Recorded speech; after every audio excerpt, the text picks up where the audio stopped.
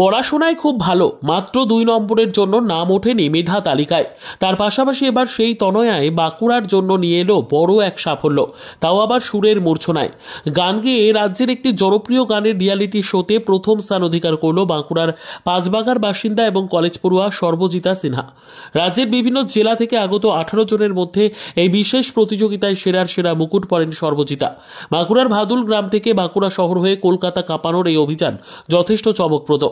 সর্বজিতার বাবা পেশায় শিক্ষক সন্দীপ সিনহা বলেন, যারা ভালো গান করে তারাও পড়াশোনায় ভালো হয়। অর্থাৎ কন্যা সর্বজিতার এই বহুমুখী প্রতিভায় খুব একটা অবাক নন তিনি আরো বলেন যে ছোট থেকেই গান ছাড়া থাকতে পারত না সর্বজিতা। গানের প্রতি তার অগাধ ভালোবাসা। প্রথম বড় সুযোগ আসে 2019 সালে। দুর্গাপুরে একটি জনপ্রিয় রিয়ালিটি শো এর অডিশনে দুর্দান্ত পারফরমেন্স করে তাক লাগায় সর্বজিতা। চলতি বছরে এবার বাংলা জয় করে বাঁকুড়ার নাম উজ্জ্বল করল সে। তবে দুর্দান্ত গান করার পাশাপাশি দুর্দান্ত পড়াশোনা করা খুব একটা সহজ কাজ নয়, সেটা বলাই বাহুল্য। তবে কিভাবে সম্ভব হচ্ছে এই ব্যালেন্স, সর্বজিতাকে প্রশ্ন করা হলে সর্বজিতা উত্তর দেন যে সকালবেলা ঘুম থেকে উঠে একটা রুটিন তৈরি করে নেন তিনি। সেই রুটিন মোতাবেক গানের চর্চা এবং পড়াশোনা করে থাকেন তিনি। এভাবেই বছরের পর বছর চলছে অধ্যাবসায়। ভবিষ্যতে গান এবং পড়াশোনাকে সমান তালে এগিয়ে নিয়ে যেতে চায় বাঁকুড়া তনয়া সর্বজিতা সিনহা। শুরু হয়েছিল আমি যখন ক্লাস 3-তে পড়ি, তখন থেকে আমি গান শিখছি। তখন আমি যে গ্রামে থাকতাম সেখান থেকে আমার গান শেখা শুরু। তারপরে আমি বাঁকুড়া টাউনে আসি, সেখানে আমার ক্লাসিক্যাল আধুনিক গান আমি শিখছি এবং সাম্প্রতিককালে কলকাতাতেও আমি ক্লাসিক্যালের চর্চা আছে আমার। ক্লাসিক্যাল আমি তালিম নিচ্ছি। কার কাছে? শ্রী জয়ন্ত সরকারের কাছে, ললিত কলা।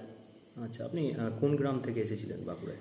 আমি ভাদুল নামক গ্রাম থেকে।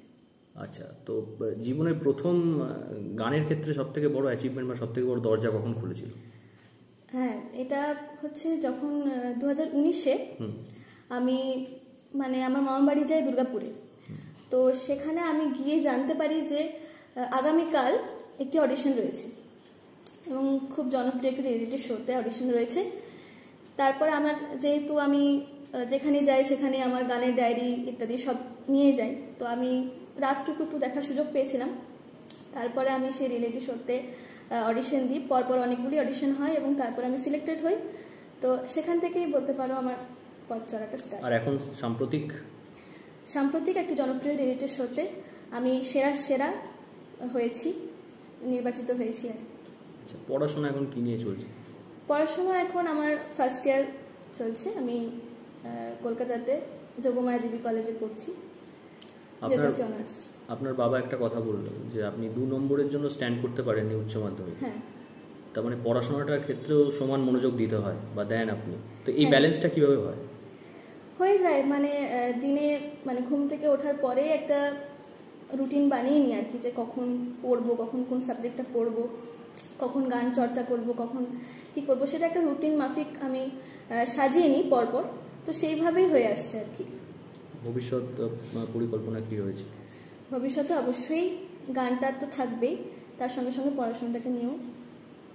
কি ধরনের গান আপনি গাইতে পছন্দ করেন? আমি সব ধরনেরই গান গাই। আমি রবীন্দ্রসঙ্গীত, নজরুলগীতি, আধুনিক, এখনকার দিনের মডার্ন সং সবকিছুই আমি ট্রাই করি। ফোক সং, বাঁকুড়ার ভাষার গান, সেগুলো কি করেছেন? হ্যাঁ। আপনার নাম পরিচয়? নমস্কার, আমি সর্বজিতা সিনহা, বাঁকুড়া জেলায়। পড়াশোনাতেও দুর্দান্ত, গানেও দুর্দান্ত। কি বাবা হিসেবে আপনার কি মনে হয়? আমি আমার মেয়ে বলে বলছি না, আমি সামাজিক পুরো এই বিষয়টাকে আমি সমাজের প্রত্যেকটা মানুষের কাছে পৌঁছে দিতে চাই এই বক্তব্য যে গান করে সে পড়াশোনাটা করতে পারে। ঠিক আছে, তো গান কখনোই কোনো পড়াশুনো বা কোনো কোনো শিল্পই পড়াশোনার পক্ষে কোনো ক্ষতিকারক নয়, বরং ভালো আমার মনে হয়। কারণ আমরা তো রিসেন্ট দেখছি বা আগেও জেনেছি যে মিউজিক ইজ এ থেরাপি সারা ভারতবর্ষে বিভিন্ন উন্নত শহরগুলোতে ব্যবহার হচ্ছে এবং বিদেশ তো আছে। তো আমি মনে করি না যে রেয়াজ বা গান বাজনা করলে পড়াশোনার কোনো ক্ষতি হয়। কোথাও একটা রয়েছে বা আপনার গানের সাথে কি সম্পর্ক? আমাদের একটা পারিবারিক হিস্ট্রি আছে। হ্যাঁ, সেটা তো বিষয়টা হচ্ছে যে আমার ঠাকুমা যিনি ছিলেন তিনি খুব গান পছন্দ করতেন। তিনি বিষ্ণুপুর ঘরানার মানুষ ছিলেন, বিষ্ণুপুরের বাসিন্দা ছিলেন। তো আমার দাদু আমার ঠাকুমাকে, আমাদের বাড়িতে এখনও আছে, আমার ঠাকুমাকে এতই ভালোবাসতেন যে ঠাকুমাকে একটা তখনকার দিনে এবং খুব উন্নত মানের গ্রামাফোন একটা ঠাকুমাকে গিফট করেছিলেন।